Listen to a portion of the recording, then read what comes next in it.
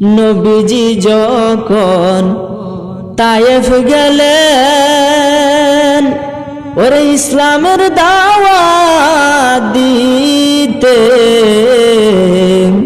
দুষ্ট কাফেররা মারলো পাথর নবীজির পাক বদনে। আল্লাহুম্মা জিকির করেন লা ইলাহা ইল্লাল্লাহ, জোরে লা ইলাহা, সবাই লা ইলাহা ও লা ইলাহা ও লা ইলাহা।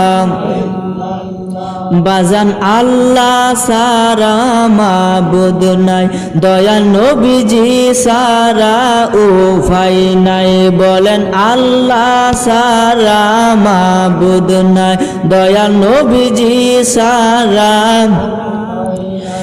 ওরে সেই নবীকে পাইতে হইলে কামেল পীরের দয়া চাই। লা